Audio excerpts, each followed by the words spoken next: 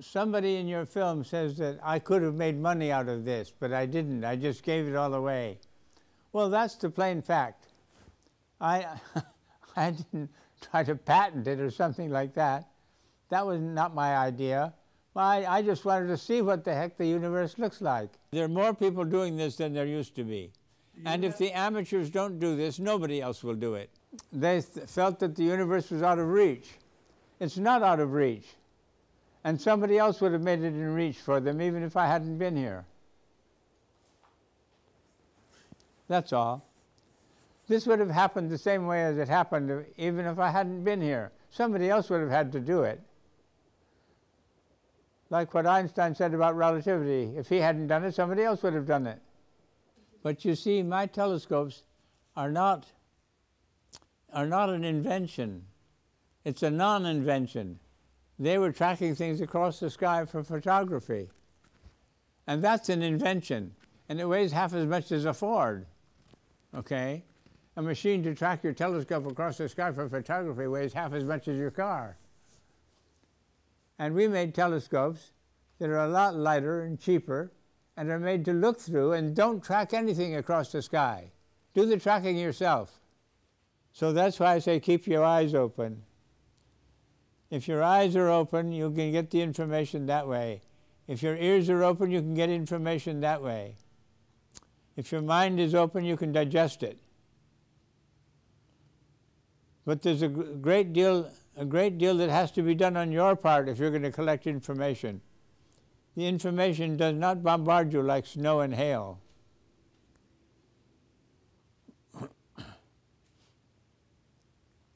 Well, maybe it does bombard you, but you have a raincoat.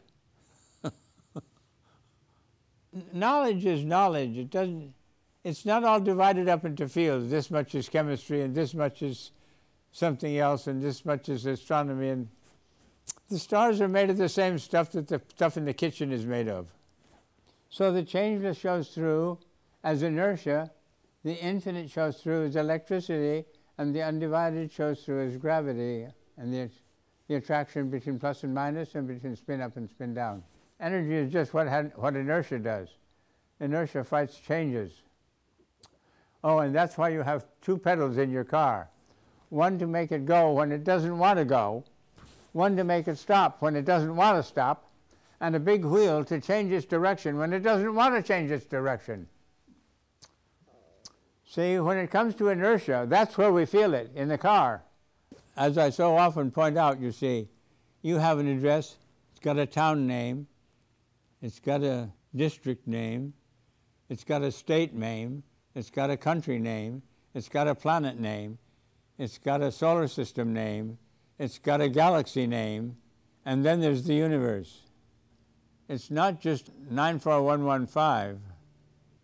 In New Mexico, a friend of mine was giving a talk on the Big Bang, and he said to the audience, Dobson doesn't approve of the Big Bang. The difficulty is that he's old enough to have been there.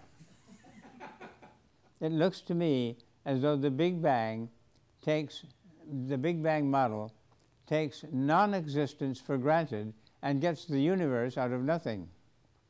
Whereas what I see as my model takes existence for granted, but not space and time. Now what happened to me after that was that I simply examined the consequences of doing it that way. If you take existence for granted, but not space and time, you see all of a sudden that that existence must be not changing because it's not in time, and not divided and not finite because it's not in space. Now it looks to me as though everything we see is the changeless, the infinite, the undivided showing through. There's nothing else here. Swami Vivekananda once said, there cannot be two existences, only one. People don't always understand that it's the changeless showing through it's the changeless showing through that we see as peace. It's the infinite showing through that we see as freedom. It's the undivided that's showing through that we see as love.